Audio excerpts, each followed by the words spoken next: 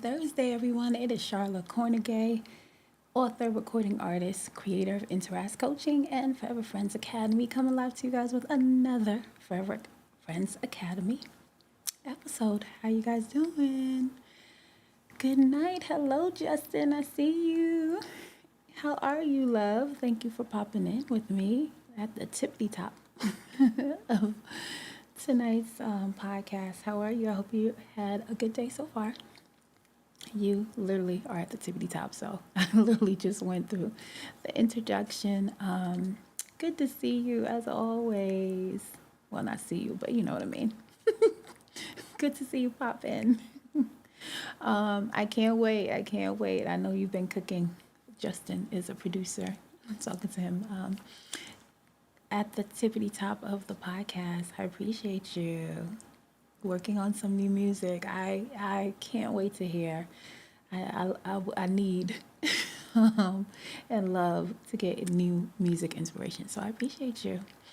But as I was saying, tippity top of tonight's episode, this is Forever Friends Academy, my podcast. For anyone who is new, my name is Sharla Kornegay. On the stage, I go by Sharla K, and we talk about all relationship topics. And what I aim to do is basically help people navigate through the complexity of relationships, and hopefully provide some fundamental principles that you can use in your relationships that will allow you to have the most optimal experiences, and hopefully allow people to experience love that lasts a lifetime. So that is my goal. And if you like anything you hear, if you are new, definitely. If you're not new and you still love what you hear and you come often, but you haven't subscribed to my YouTube channel, please do so. It's Forever Friends Academy, same title as the show. And definitely subscribe, like, comment, spread, share, to get the content out. So enough about me. Oh, wait, not enough about me. If you like to hear any of my music, definitely, I go by Sharla K on the stage. So definitely go to your favorite music platform of your choice and peruse the catalog until Justin and I and some other producers get some new music to you. So I appreciate you guys. All right, so let's get started tonight. Talking about tonight's episode, and as if anybody who comes often, I usually start with a quote and a question. So I'm going to start with a quote that I came across this week? I think it was this week. But I know that when I saw it, I was like, oh, it spoke to me, and I was like, I have to most definitely bring this up on my live episode. So I'm gonna throw out the quote, and then I'll also tie it in with the question for tonight. So the quote for tonight is, there are some situations that will break your heart but fix your vision. Let me say that again. The quote goes like this for tonight. There are some situations that will break your heart but fix your vision. And I went to search because I saw it on, I think I was perusing through Facebook, and I saw it on one of my friends' page, or either a page that I follow. And I wanted to look to see if I could, such, I think, a powerful statement. I wanted to attribute it to someone, but every time I looked, it just came up as unknown. So I don't know who came up with this brilliant statement in my opinion, but that's what it is. So let me make the statement, say the quote again for you guys tonight. So the quote goes like this for tonight. There are some situations that will break your heart, but fix your vision. And the question that I have along with that I would love, and I guess I kind of posed it in two ways. Feel free how to answer it, however you would like. So the first part of it was, I thought, is there any benefit from a broken heart? Is there any benefit from a broken heart? And if you're on here and you feel comfortable or free to share, and tell me a situation that you've went through that you might have experienced feeling like you experienced a broken heart, but it fixed your vision. So let me know if you, one, agree with the quote for tonight. Do you think it's a good quote to have? When it comes to relationships overall, not just intimate relationships, but do you think it's truthful? Do you think it's a good quote that you can keep, at the center of your thoughts that'll help you to grow and make gains in the relationship space? And definitely, I'm curious to see if you feel comfortable with sharing any situation that you might have gone through that you feel like, even though it felt right, like you were experiencing going through a broken heart, but going through the situation helped to fix your vision. So let me know your thoughts. I'll say it one more time, only because I know it takes some time to type. And I want to say it just in case there's some newcomers coming in. So the quote for tonight is, there are some situations that will break your heart, but fix your vision. There are some situations that will break your heart, but fix your vision. That's the quote for tonight. And the question that goes along with that quote is there any benefit from a broken heart? Can you tell me a situation where you felt like you were going through, or you experienced your heart being metaphorically, right, broken, but I don't know, it came out, it fixed your vision, it gave you a great understanding of yourself. Yeah, so of course, only if you're comfortable and you feel free. Okay, Justin's still on here. He says that has happened to him before. Okay, I don't know. I try to think. I haven't come across anyone that I have met in this life that hasn't, right? Experienced some kind of hurt, some kind of pain, some kind of suffering in this life. And I think many of us, right, would say, just as Justin did, that, yeah, I definitely felt that before. I definitely have gone through a situation where I felt like I was going through it and my heart felt broken. But I wanted to, two reasons, talk about this and put a twist on it because of the quote. The quote, I love the way that whoever came up with this, because again, I couldn't find who I could give credit to the statement or for making the statement, but I love the way that they articulated it, because it basically turns, basically takes a positive, and extracts the good out of going through something that might have brought you grief, or you felt tremendously hurt by. So that's one thing why I loved it. And I also have a video to show to you guys tonight that I came across that I thought very short. And it is a video of an author that's in the snippet. She's talking about her process of, I believe, and I don't want to say which where she's, because I want to say she's from North Korea, but I'm not certain if she's either from North Korea or South Korea, so I don't want to say that. But she was basically expressing her experience of basically coming to America, and she is an author, and so she was given a book deal to basically write, I don't know if I would call it a memoir, but she was writing about her experiences in her country. And when, I guess, through the process of them going through the book and talking to her, one of the people from the agency basically sat her down and said, oh, you need to, I think you have some trauma that you need to work through, and you need to go to therapy. And for her, it was like shock. She was like, what is that? Like, what is therapy? But I don't want to give it all away. I want you to see it in the video. But I thought that video tied in very well with what I wanted to introduce to you guys tonight. And on the video, they posed a question that, is mental health a privilege, in the way that she broke it down in the video. So what I'll do, hopefully I'll play the video. Hopefully you guys are marinating, to let me know if you think that quote has some truthful principle in it, and two, if you feel comfortable enough to share any kind of situation that you might have been through or experienced where you felt exactly what the quote states, that there are certain situations that will break your heart, but they fix your vision. So I'll leave some time for that, and I'll play the video because maybe I'll get some answers after the video is done playing. So let me play the video. It's very short, so I'll play it and then I'll come back to you guys shortly, all right? The fact that you can be depressed or traumatized, to me, that's a definition of privilege. Like in North Korea, you don't have word depression because how can you possibly depressed in such a paradise? It doesn't give you the word depression to describe that. Now I came to America, I was writing that first book. My agent in New York was asking me, Yomi, you need to go to see a therapist. You're traumatized, you have PTSD. And I was like, what's a trauma? Right? And she's like, here are the thing Americans do, go talk to somebody. Humans are very resilient. There's so many people go through, even seeing their own mother getting executed and come out of very strong. So I think for me, it was not even a challenge. And in North Korea, that was a norm, seeing dead bodies, looking at a tree. Nobody told me that was abnormal. I just only learned here that that's abnormal.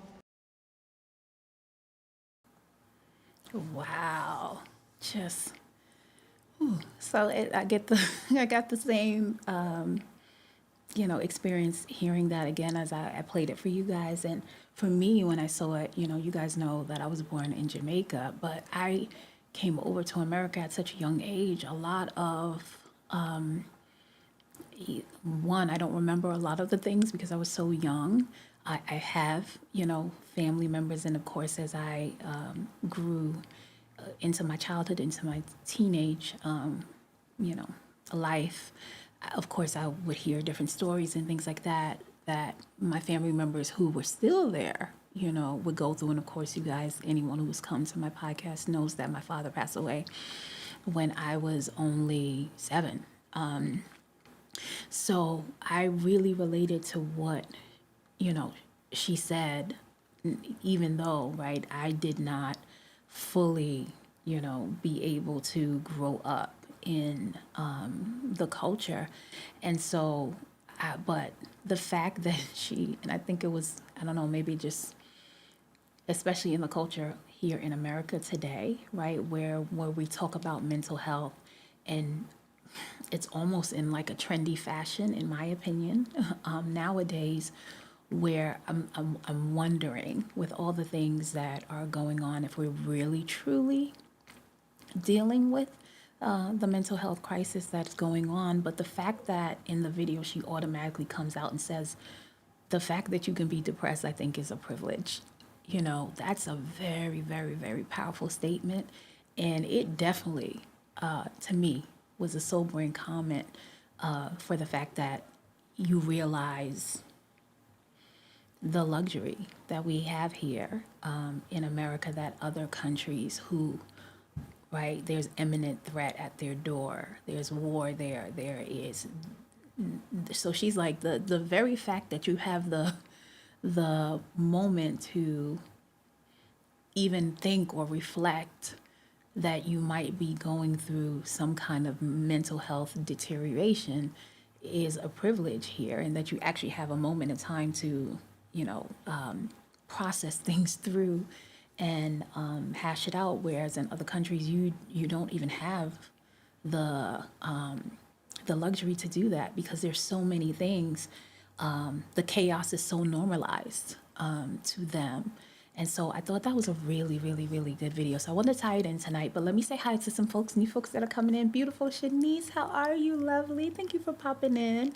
And is it Emma Jimenez? I hope I'm pronouncing right. I think this is your first time to the podcast. If it is, welcome. If not, welcome back again. We are talking about tonight. I put out a quote at the top of the podcast that unfortunately, I don't know who is the unknown quote, so I can't give it credit where credit is due. And the quote basically states that there are certain situations in life that break your heart but fix your vision. So that's the quote for tonight. And the question that I presented to all the other listeners is that, one, is there any benefit from heartbreak? And two, if you can think of one and you feel free to express it here in the conversation, can you tell me a situation where you felt like you went through that, where you felt like your heart was broken, but it fixed your vision? So let me take time out because Justin typed and I want to make sure I give a moment to share his answer. So Justice said, I had my heart broken when trying or finding a full-time job position, really, to be honest. For one reason, well, listen, if that's, especially and you're a young man, so I can kind of understand it from that space. I definitely have talking to other men who have had, have created a family, have children, where they've had to go through, whether they were laid off or whether they were trying to look for positions, because in our culture, for men, what you do, right, the status that you have or the career that you have, it's very interwoven with, right, a man's identity. So I can totally understand. Thank you for even feeling free to share that with me in this conversation. So let me know if it, on the other end, to the point of that quote, where going through that, where it fixed your vision in some way. So while I wait for some other responses, if there are any, definitely I'll give you guys my feedback. So clearly I've already said it. I definitely love the quote. Especially I saw the quote as well as the video that I played for you guys about the young lady, and I'm glad the video, she was or is from North Korea, and her just explaining, or like I said, making that statement that for her, mental health is really a privilege. And that's such a different, I guess there's such a different take on it, or at least it gave me a different perspective on what we go through and how we view what we're going through, in comparison to what a lot of other people are facing. And I think at the core of the message of her video, which I absolutely love because I also am fueled by this same passion of the human and the endurance of the human spirit, that we are so resilient that we can go through so many things in life and still continue on. I've met some amazing people who have told me so many different stories, because you think your life story, you think you're going through something, and you meet someone else who has went through what you probably can't even fathom, and then you hear how somehow they were able to, right, go on, create the life that they, are living now, or how they were able to take those situations that were meant to, just really break them and not allow it to.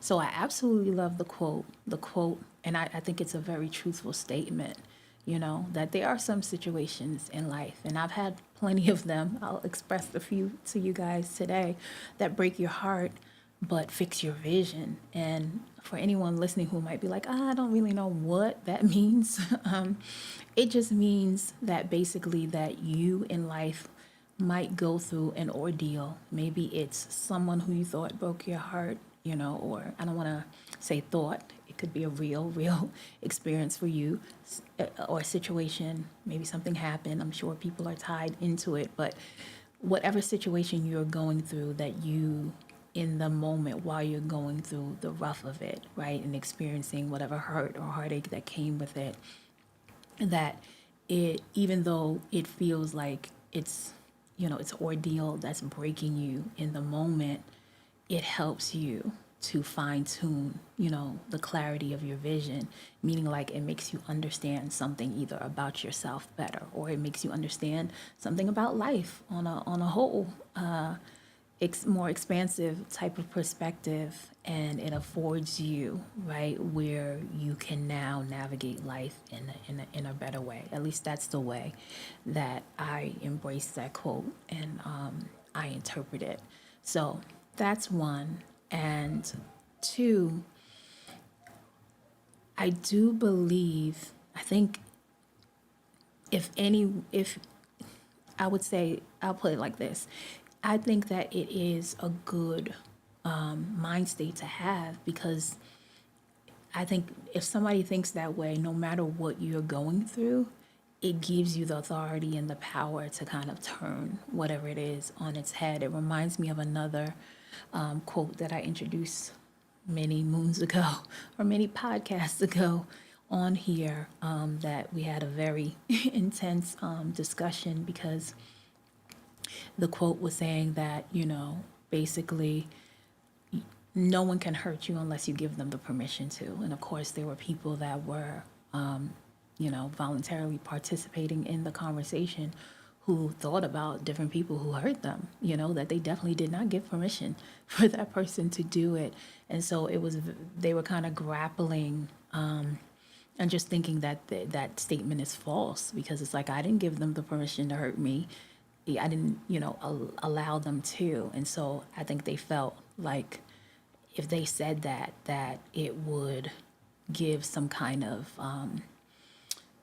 put that person off the hook, or take that person off the hook, or some kind of justification for the negative thing that was done to them.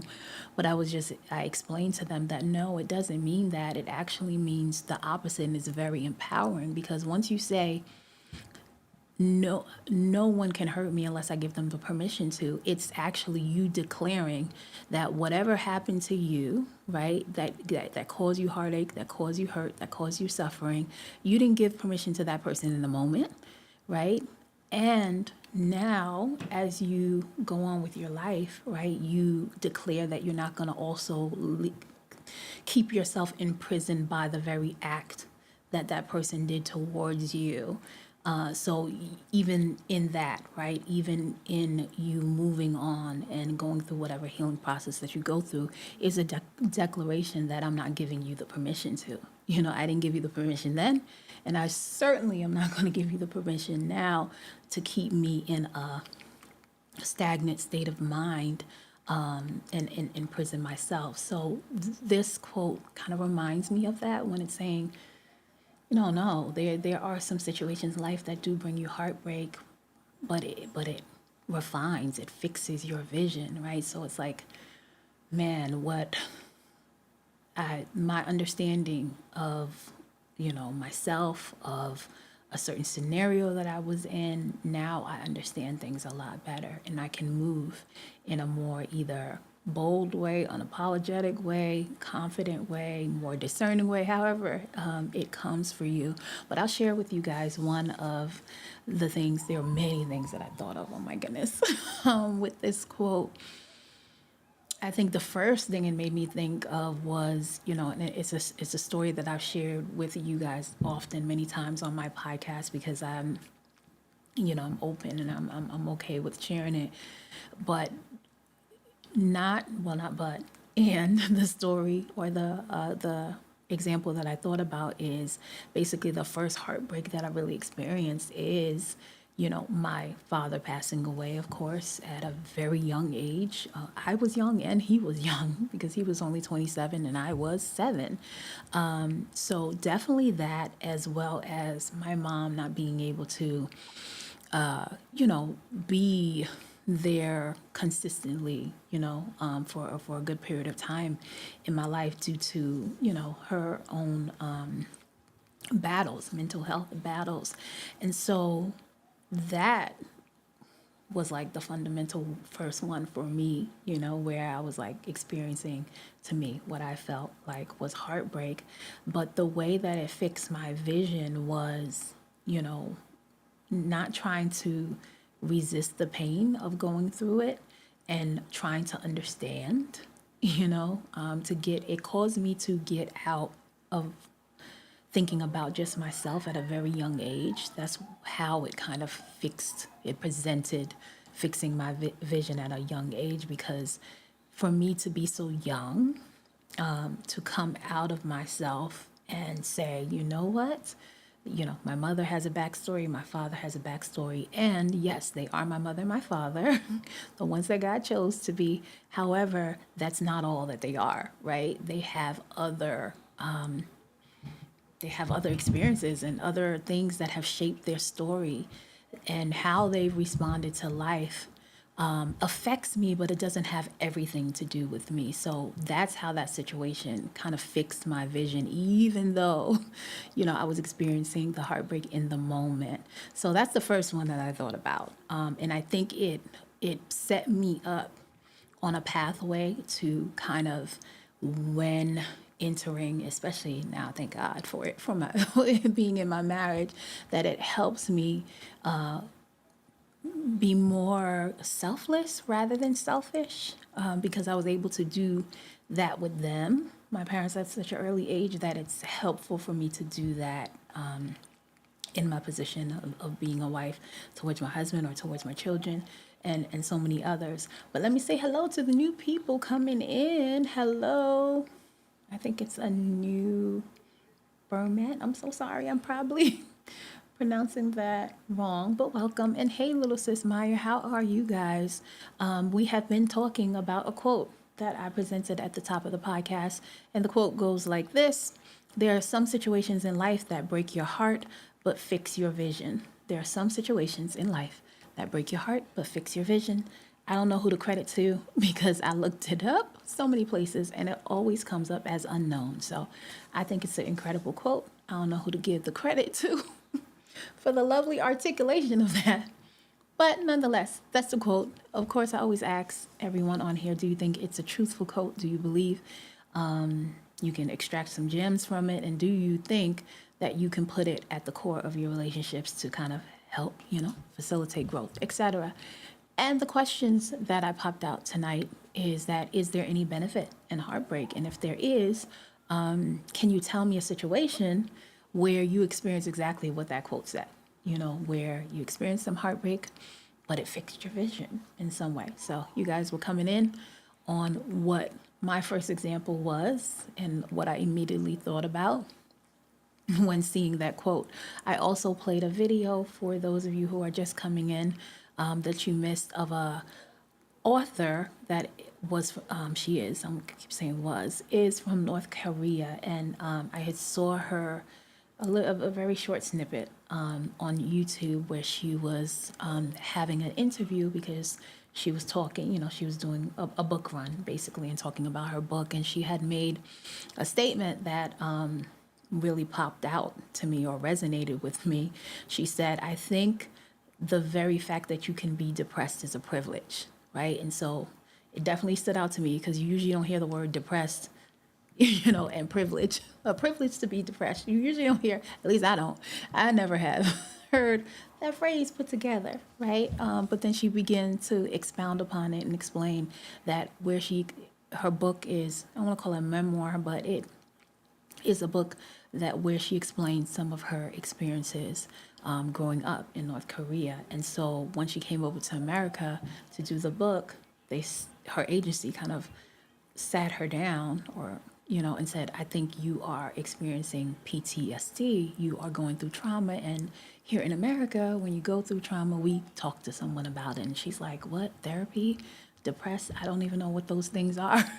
And she began to explain that her realizing that growing up where she comes from, there, you don't even think of the word depressed because what you see on an everyday, day-to-day basis. She literally said in the video, walking over dead bodies and things like that, seeing some people even see their mothers, fathers, siblings executed right in front of them, and you just learn to push through it and go on and move on. And so that's the context of why she was saying it in that way. So I wanted to tie it in with what I was introducing to you guys tonight with the quote and the questions, because it definitely gave me a different perspective. And I always look for ways and signs and things and statements that can offer me ways that I can look towards gratitude, because life, as they say, be lifing, right? And it's consuming, and we get caught up in the things that we have to do, whether it's work, family responsibilities and duties, and right, we can become very consumed, with the things that we have to take care of.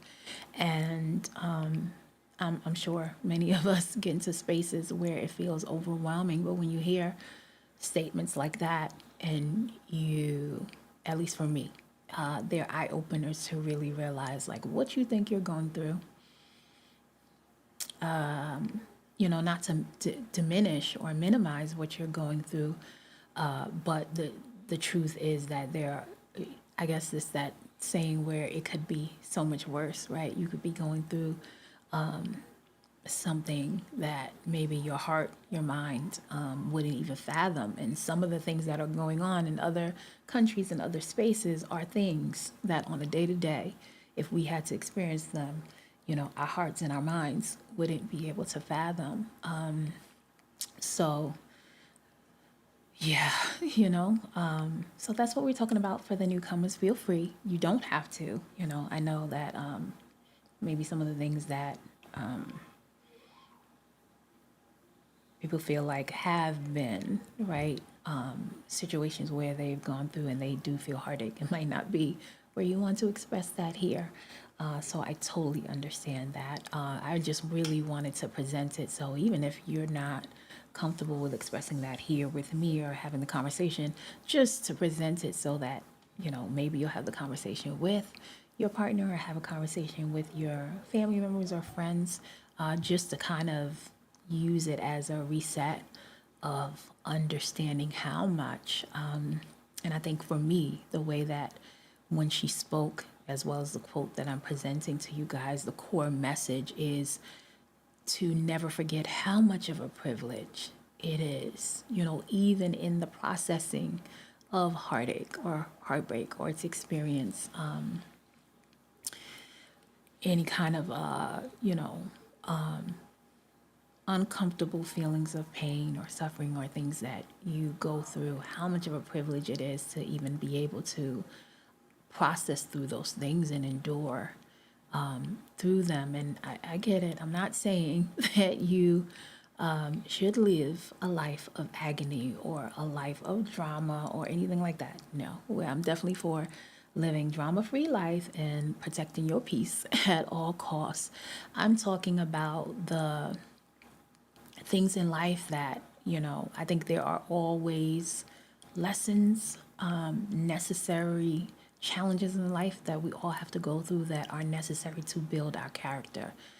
Or I have always had a prayer from a very young age up until now, where I ask God, I'm like, please just, allow me to go through only the necessary things, Now, I don't know. So far, I think, and probably if I told you my story, you'd be like, Charlie, you thought that was necessary for you to go through. But nonetheless, it's felt like that for me, where I felt like, okay, God didn't give me too much of what I couldn't bear. I feel like everything that I went through, it really did propel me, elevate me to be exactly who I am today. And I really would not focus on the things that I focus on now in life if I hadn't gone through those things at such a young age. So for me, it actually is, I look back with gratitude. I don't look back with agony about it. And so I'm grateful for that healing process. But in no way am I saying, as I continue to grow in life, that I'm recycling the same, you know what I mean? Like negative habits or negative patterns. That's not what I'm talking about. I'm just talking about the things that in life that come our way, that I believe, are destined for us to experience because of how it can fortify us, and that we should never lose sight. I'm sure you hear people say it, whenever. I know for us, maybe you've heard it, like if you went to, for many of you who go to like some of the old school churches, or, where they ask you if if you're doing good or how you doing, and somebody might say, well, I'm alive, I'm awake, I got every day, new day where I'm up above the ground, is a good day. And an opportunity to do something better, as simple as that statement is, it's very truthful.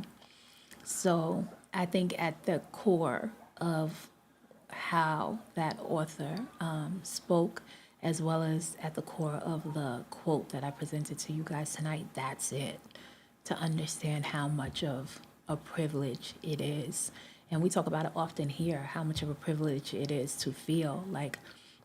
I have some people who might come up to me and they'll ask, how do you teach emotional intelligence to like their children, right? A child, or how do you do it, Charlotte? And I always tell them, that one of the main things that I do is that I will literally, tell for my very young, young little ones, and I will tell them that, today, you laughed. Maybe you got mad, maybe you were upset, maybe something made you sad. All of those things that you experienced today, right? At the end, because we'll have conversations and we'll pray at the end of the night. And, we'll talk about how our day went. And I'll say, oh, what are you feeling now, right? Are you mad right now? Are you sad right now? And I'll say to them, that's how our feelings are. That's how fleeting it is, right? It's like the wind. So what emotion or what feeling do you want to hold on to, or what's the reality, of the life that you have, and what kind of feelings does it bring to you, that you have your mom, that you have your dad, that you were able to eat something that was your favorite food today, and just on a simple level. So I teach them that it's a privilege to go through a variety of emotions in life, right? And that it's a variety to go through many different feelings in life, because you who you are and what exists inside of you, there's a spirit that's infinite that you can filter all of those emotions through. Like at some point in the day when you were angry, maybe you had moments where you had to take a breath or do whatever things that we put in place for you to kind of calm down. And were you able to do it? Yeah, you were able to do it. So that shows you that you have the know-how and the wherewithal to do it. So literally, that's how I talk to them, and that's how I talk to myself. to be honest, literally, right? Because listen, we're going through a human experience, and sometimes it can feel overwhelming, right? Sometimes we might experience something that feels very daunting, like that heartbreak is going to be the last thing, that finally breaks us. But the truth is exactly what that author said, is that people have witnessed and have experienced some of the most unfathomable things and still have endured, without the luxury that, here in America and some other cultures have, to say, let's talk about mental health, or let's sit down and talk to a therapist, or let's sit down and talk to a coach, or even have, right, let's listen to a podcast that's focusing on it, right? That's a privilege and that's a luxury that you even have the space in the moment to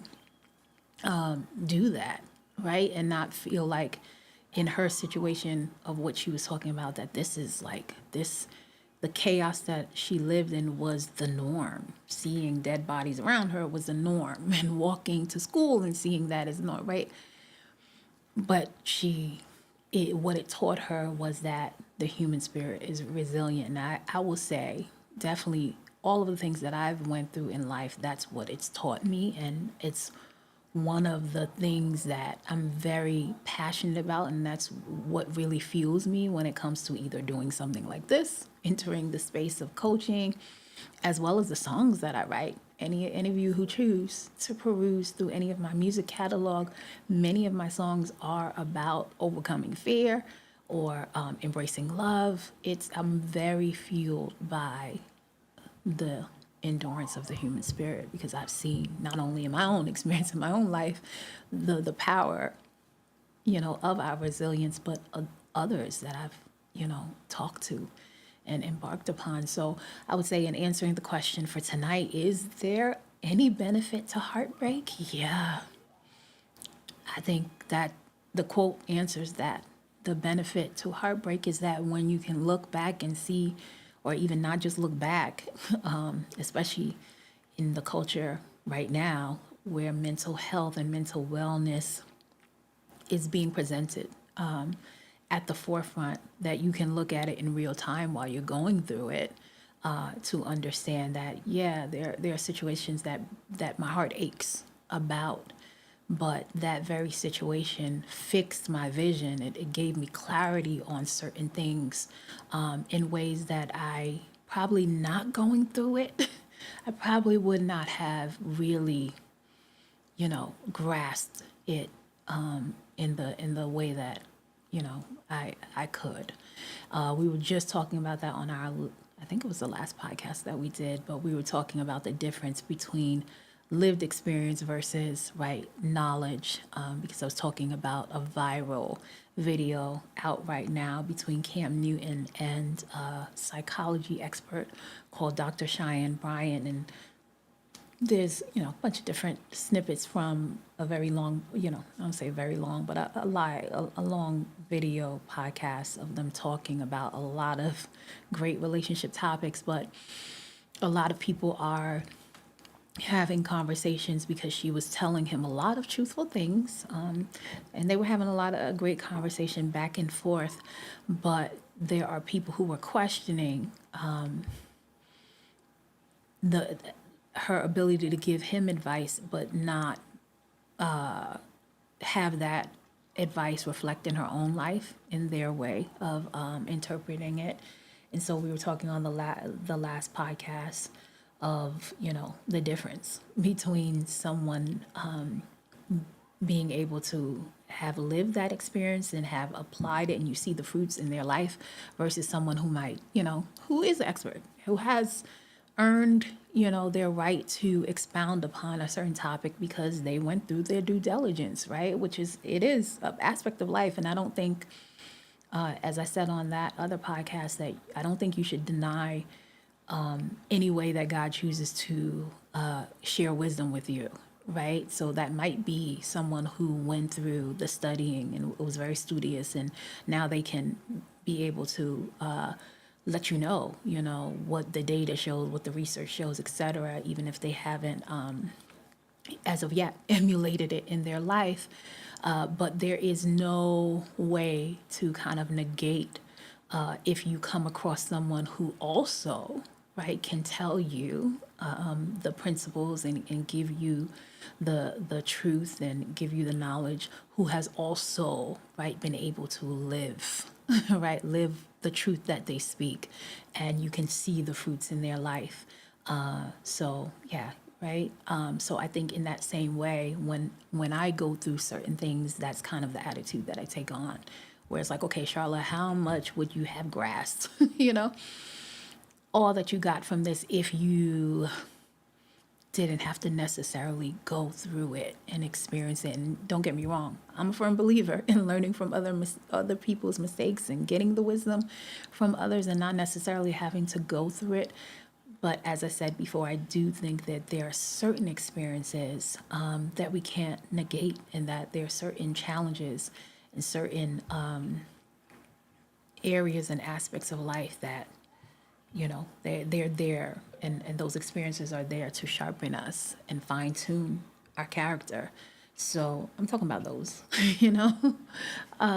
So yeah, but that's what I want to present to you guys tonight, because I think it's a lot, it's a lot that people are thinking about right now in life, whether it's the election that's around the corner and trying to figure out who to vote for, if you want to even vote for anyone, because you feel like both parties, are not ideal for you. And then, of course, all the wars that are going on that are surrounding us, those of us who are in America, and all of the things, right? Economy, all the things that people are grappling with in this day and age. But at the end of the day, and all throughout the day, I think no matter what decade you put someone, that there would be something, that we would be going through. There would be something that would be on our hearts and our minds. And so if that's the case, then let's carry that type of mentality that quote states with us, that there are situations that cause heartbreak, but they fix your vision. They give you clarity. And I think it's really great for a couple, because that's what I'm all about, is presenting some kind of principles, fundamental principles, godly principles that you can apply in your relationship that will help you to ground your relationship in, so that when the tests of time and change and challenges of life come, which they will do, that you guys can hold each other's hand, stay fortified in your faith, stay anchored in your faith and the truth, so that you weather the storm. So I definitely think that's a quote that you can use to weather the storm, because no matter what comes your way, if you take on that mentality that, okay, I'm going to use this, to fix my vision. And number one is I'm going to stay in a space of gratitude, because I understand that's a privilege that I can even,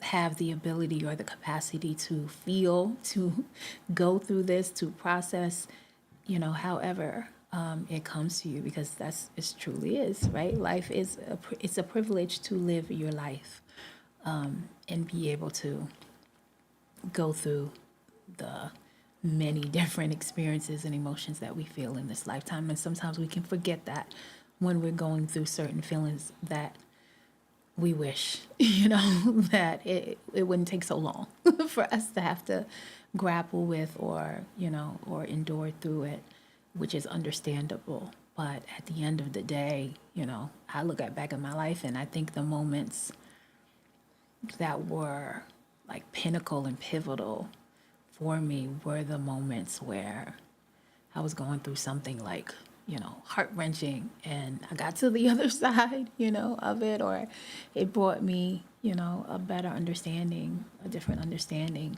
about myself, the fact that I could withstand certain things in the journey. And I don't think that if you take that type of mentality on, that it's going to make you produce like toxic cycles, or take on, be a person that's wide open for someone to, be a weak target or something like that. I think, no, it actually highlights and reflects, like I said, the strength in the human spirit, and allows you to grow through those things, so that you meet other challenges in life and not reproduce certain cycles. Because if you don't think like that, then it's very easy for us to get locked into and imprison ourselves, honestly, right? In a mind state, because we experience things in life, both things that we deem to be good experiences and bad experiences, but we don't want to get locked in any of them, right? It reminds me of a quote that we talked about recently in this podcast, where the quote stated that, don't let success get to your head, but don't let the failure get to your heart either, right? Because we can, in this human experience, tend to do one or the other, right? Where you think you're on this high and the success, like nothing's gonna happen, I'm the king of the world, I'm on top of the mountain. No, at any moment, right? Things could change.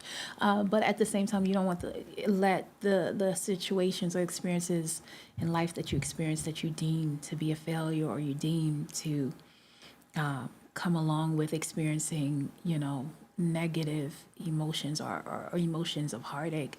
You don't want to get stuck there either. So I think it's powerful, because it's almost like you are stating what you will do with whatever challenge comes your way before it even gets here.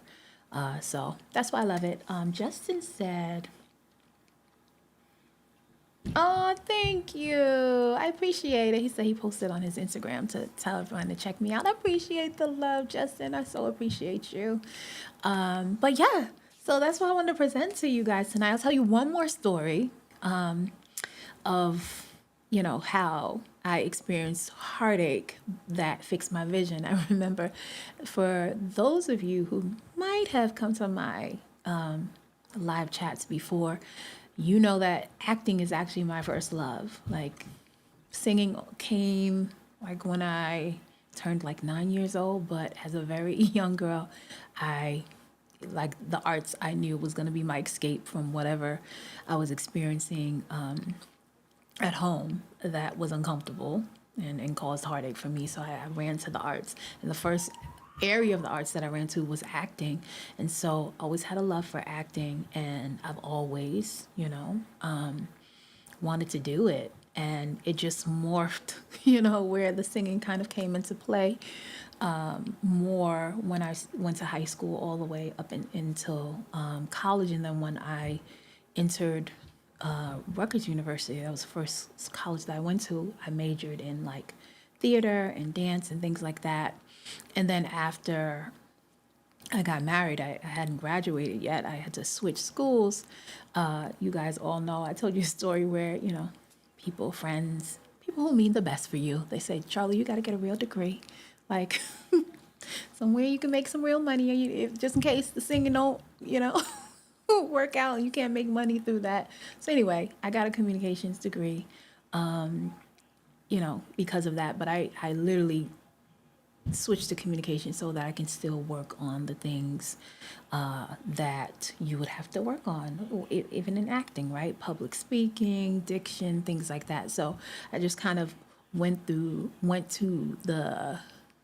the major that I felt like was adjacent to acting, so I can still work on it, and that was also flexible to get my theater and acting classes in.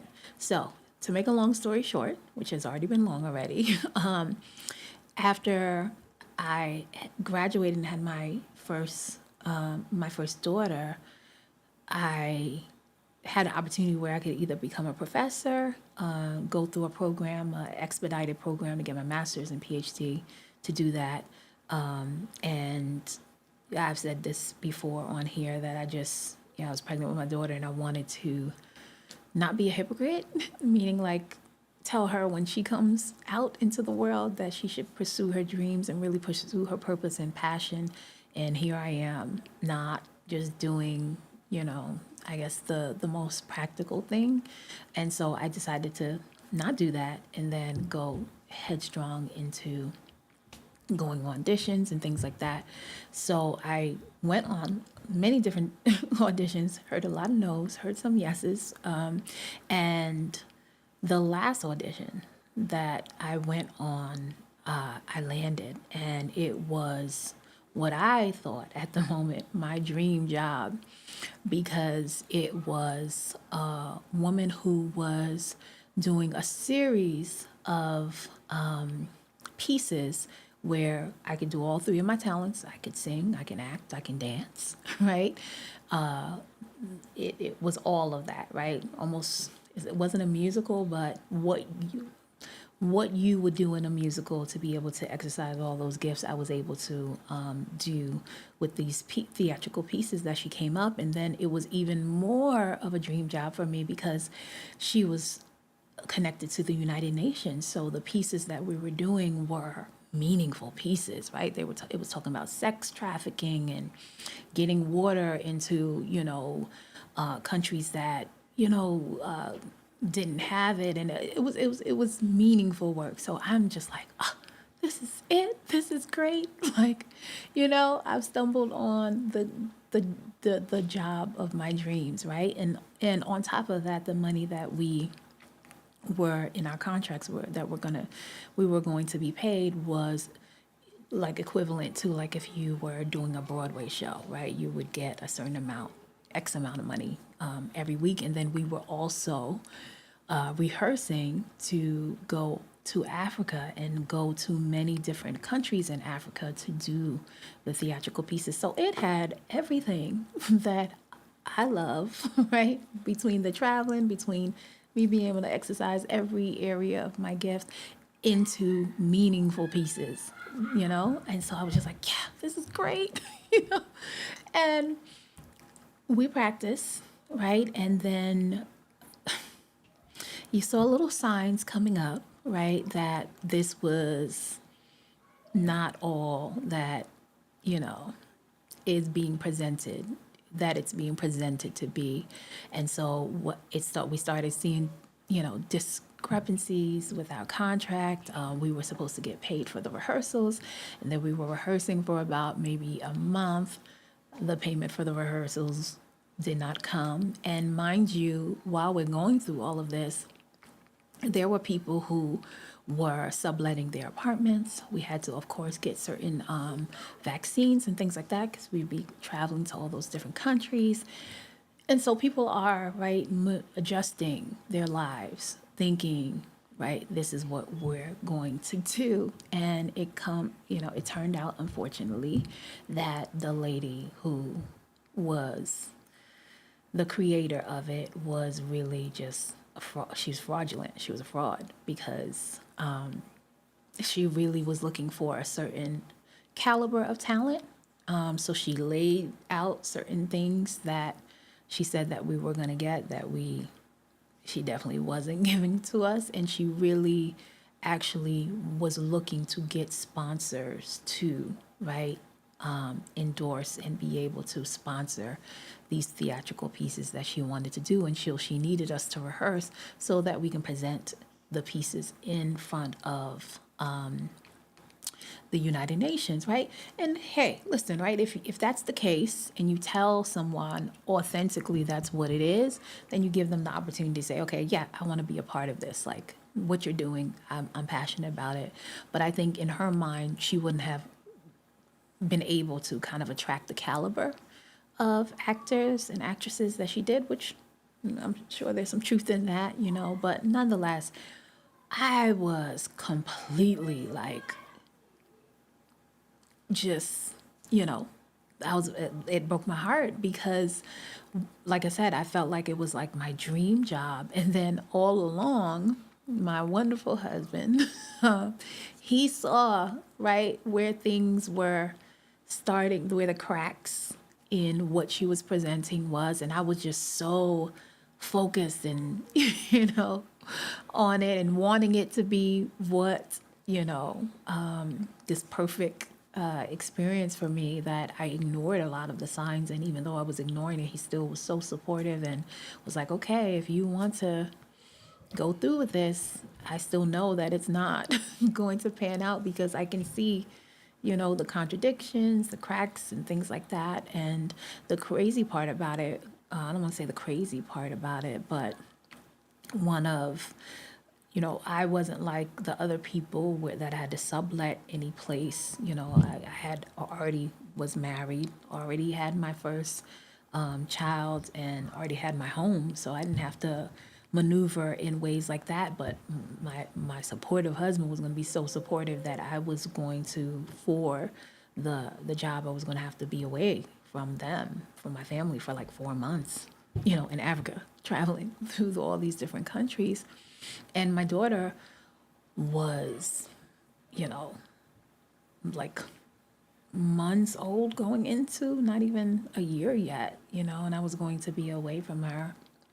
And so I was going to and willing to do that sacrifice to, do the job. And I just remember I remember having this statement, in my heart, in my mind, that I will never let it or be put in a position where the rug is pulled under my feet, where I'm waiting for someone to create, I guess this best ideal, experience or career or profession when I have the ability, to create these things. And so even though it was very hard, breaking for me, because like I said, I thought it was like, okay, I finally, after all these auditions, after, I've finally landed in a space, in a place where, I have the opportunity to not only express my creative gifts, but also do it in a meaningful way. And so when it all went, you know, went away, like the bubble popped off of what the illusion that she was trying to present to us. And, it came down to a point, and thankfully something told me that day, they were, the group of actors and actresses, they had called us in to have a meeting. And at that time we were having rehearsals at Columbia University, and something told me like, no, I'm not gonna stay home. I'm not going to that meeting today. And thankfully I didn't, because other people were so mad that one of the actors like punched a window because they were so upset because, right, some of these people subletted their apartments to other people, like how now they have to kind of figure out how to maneuver where they're going to stay for these couple of months, because this is, you know, it's not a real thing. And how it afforded me to fix my vision is that situation made me say, I'm going to sit my behind down. I'm really going to sit down and kind of figure out what it is, that one I'm really, really passionate about, and what I'm really purposed to do, and how I can create it for myself so that I'm not relying on, someone else to do it for me.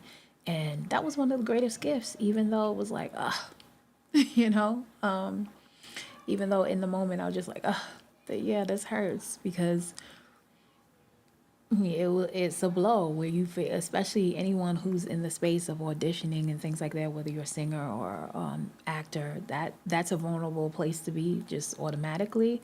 But when you think you've embarked on the perfect job for you, and then it just doesn't pan out, it was hurtful, but it was a great experience for me, because I did exactly what I said I was going to do. I said, I'm going to sit down and figure out what it is consistently that I want to do, because anyone who's on here might be multi-talented, like multifaceted like I am. You can tend to be everywhere. And that's how I felt. I was either auditioning for, acting gigs, or auditioning for, singing gigs and things like that. And even though I love those things, I just felt like, okay, I feel like I can streamline this and do this better, and more importantly, I need to do it if I go back into it with a certain amount of confidence and authority, right? Like, I don't want to do it and feel like I'm reaching for someone to give me something that I don't already possess. And that's what I was doing back then. So it afforded me to sit my behind down. I literally said, I'm going to take in, I got different books from Napoleon Hill and Think and Grow Rich, and Rich Dad Poor Dad, all things like that. And I remember just taking time to kind of read and pour into myself. And I remember, I think it was it Think and Grow Rich? I think it might have been Think and Grow Rich. I'm not sure which one. It's between Think and Grow Rich and Rich Dad Poor Dad. But there was a chapter that I was reading about liabilities and assets, and I was just like, oh my gosh. I have more liabilities than I do assets, and I don't want that, And I said, okay, I need to figure out how I can create assets where there are things that can make me money and create wealth for me that doesn't need my presence. And everything that I did needed my presence, right? As a performer, you need your presence there, your body. And so that's where I started writing my first book, because I thought about my daughter, and I said, I can do a publishing company. I can, write books, and I can write the books, and my daughter can take it over.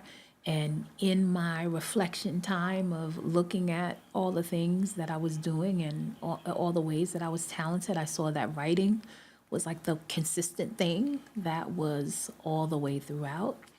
And so I was like, okay, I can see what I am, or who I am at the core, right? Where like writing is the core thing that I do, whether I'm writing a song and I sing it, whether I'm writing a book and somebody reads it, or even if it's theater and I'm acting, I'm writing a piece and then I act it out. All those other things are mediums for that, right? And behind that is me having a passion to express truthful messages or principles of God to people, and how I disperse that out is in all of those ways, right? So it took me sitting down to realize all of that. So that's what I mean by it fixed my clarity, even though, right, in the moment, I definitely felt like, heartbreak in that moment. But man, did I need to go through that. And it taught me a lot about myself. And when I got off of just kind of sitting still and reflecting on myself and studying to show myself approve, when I, decided, or it was time now for me to go back out and pursue and create the things that God wanted me to, I created it with a lot more confidence, a lot more authority, and then it blossomed into things that I would have no idea, or even fathom or think that I would enter into that space of like relationship coaching and things like that and doing events. So that's one of, example that I have for you when it comes to that quote, that there are certain situations in life that bring heartbreak, but they do fix your clarity, the clarity of your vision. So yeah, so I have a bunch of stories. I won't tell you all of them. Those will be the only two that I'll tell you guys tonight. And then I'm going to let you guys go. But I am going to read, I think Justin put some other things. So I want to take time to read those, and then I'll get off with you guys for tonight. Okay, I don't think. Wait, what did he say? Aw, Justin is so nice. He says, just the way you are, and most importantly, I say this on behalf of your life, just be grateful of what your career and dreams are in the future. Okay, and he said, your goal is to make music, and my goal is to be successful in music. And he said, especially, I love working with amazing artists like a few of them like you. Oh, I appreciate you. I just need to take Justin everywhere with me in my corner so I can hear his voice when I'm doing anything. No, I appreciate your supportive voice, Justin. I appreciate it. Yeah. So that's what I want to present to you guys tonight. Hopefully, you were able to kind of, hear something that resonated with you. And I think more importantly, if you didn't walk away with anything, just walk away with the understanding that it's whatever you're going through, it's a privilege to be able to navigate your life and be able to feel different emotions in life, especially when you know that feelings are transient and they don't stay. They're not going to last for a lifetime. They're not eternal. I think one of the best examples, right, of currently what's going on right now, I'm sure many of you guys have heard of what happened to P. Diddy, Sean Combs.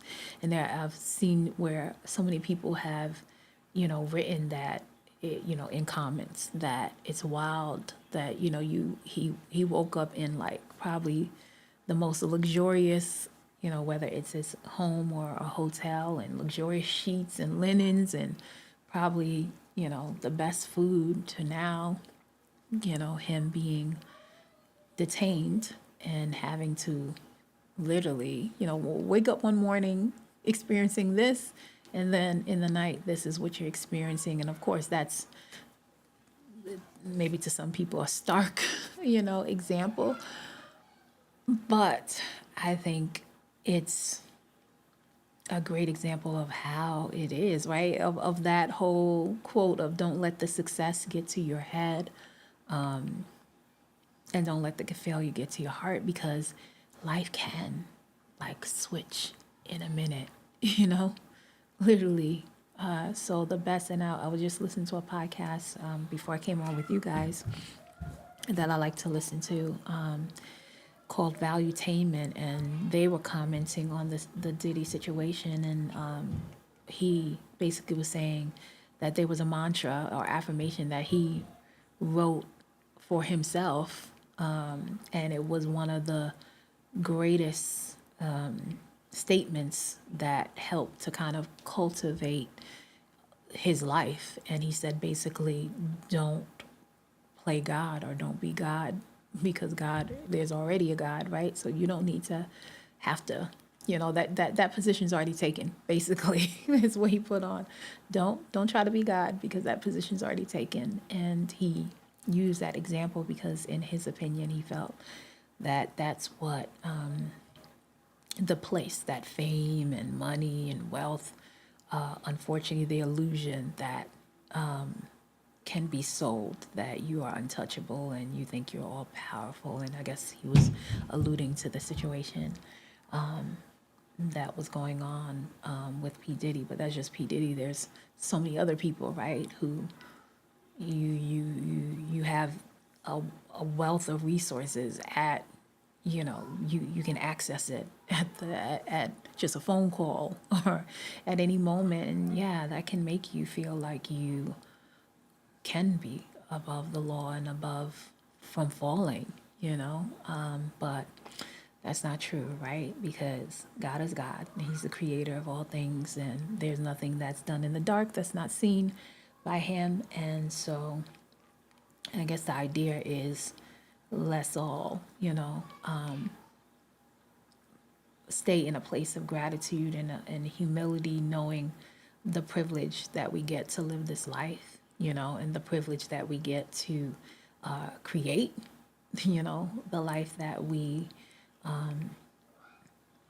would like, to reflect who God is within us in the best way.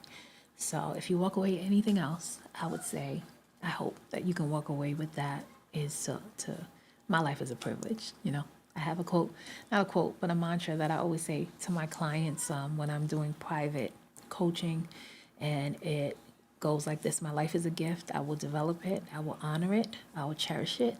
I will use it to evolve my soul and impact my relationships. And I love it because it's a great reminder, because sometimes we often forget that our life is a gift and that this whole experience and walk is a privilege, especially when you look out and you see dark times and dark experiences. You can forget how powerful the truth of that light is. I always say you can take one little tea light candle and put it in a dark room and it illuminates, right? That's how powerful light is. So sometimes we can forget.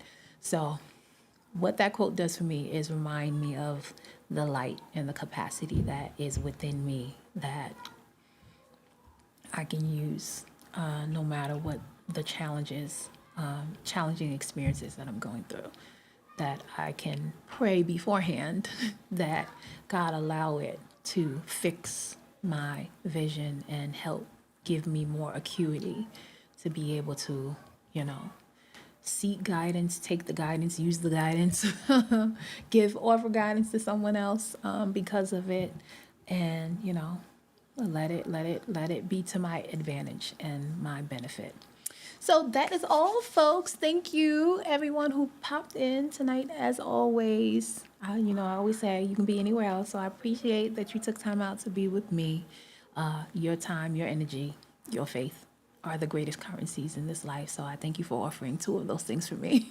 Your energy and your time. Hopefully, maybe you have some faith in me. I don't know. But I appreciate it. I will be back home Sunday night, God willing. And if you heard anything, if you're new to the show, definitely subscribe, like, comment, spread, share, so that the content can, reach who it's supposed to. Forever Friends Academy is my channel name on YouTube, so feel free to stop by there and do that. I appreciate you guys, and as I always like to say, and Justin, thank you. I think he stayed with me from the beginning, tippity top to the end. So I appreciate you. Have a good night, and I cannot wait to hear your new music that you're working on. All right, so talk to you guys soon. As I always like to say to end the broadcast, always remember to live to love freely. Until next time, bye.